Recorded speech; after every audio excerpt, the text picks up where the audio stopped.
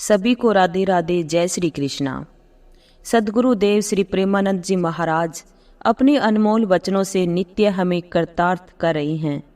जहां प्रतिदिन दरबार में आए श्रद्धालु गुरुदेव से अपने प्रश्नों का उत्तर पाकर संतुष्ट होते हैं।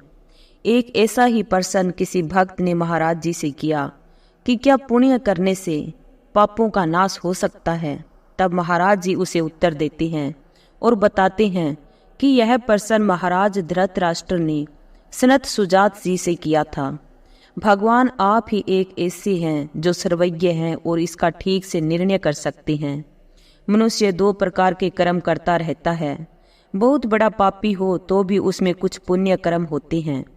ऐसा कोई नहीं इस सृष्टि में जिसमें एकदम से कोई गुण ही ना हो, और पाप पुण्य से यह मिश्रित शरीर बना हुआ है। अगर कोई संभाल ले गया और कुमति को नष्ट कर ले गया तो फिर सुमति पदवी यानी कि मोक्ष पदवी प्राप्त हो जाती है। फिर वह पाप पुण्य दोनों से ऊपर उठ जाता है। नहीं तो अक्सर देखा जाता है बड़े से बड़े गुणवान में भी कोई ना कोई दोष होता है और बड़े से बड़े दोषी में भी कोई ना कोई गुण होता है। यह गुण दोष में ही सृष्टि की रचना हुई है। महाराज जी बताते हैं कि धर्म और अधर्म अर्थात पाप और पुण्य इसके दो मार्ग हैं। अगर आप पाप कर रहे हो तो अलग हिसाब है और पुण्य कर रहे हो तो इसका अलग हिसाब है। आपके बहुत अधिक पाप हो गए हैं, नाम मात्र के केवल पुण्य हैं, तो पहले नरक जाना होगा। और अगर आपके बहुत से पुण्य हो गए हैं तो पहले आपको स्वर्ग जाना होगा।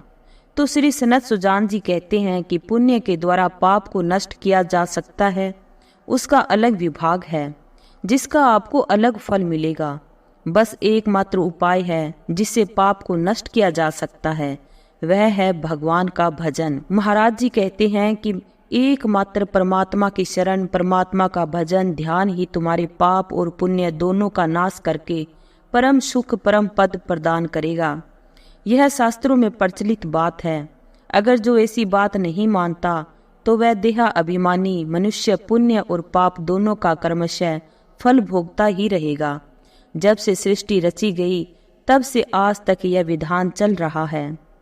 आगे महाराज जी बताते हैं कि यही पाप पुण्य का कर्म है और इस प्रकार पुण्य बढ़ा तो स्वर्ग, पाप बढ़ा तो नरक।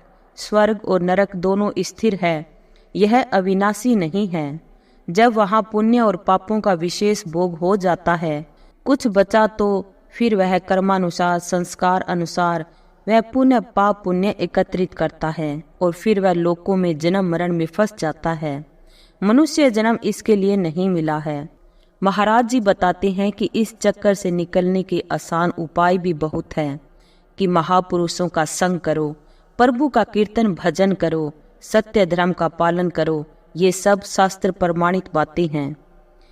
आगे महाराज जी कहते हैं कि अभी तक अहंकार के कारण दुर्गति हुई है और अब जो दुख और सुख आएगा उसको सहूंगा। सब कुछ आप ही का दिया हुआ है, मेरा कुछ नहीं। अगर ऐसा आप अपने मन में भाव रखोगे तो आप प्रभु को प्राप्त कर लोगे। कभी भी कोई पुण्य करके पाप को नष्ट नहीं कर सकता।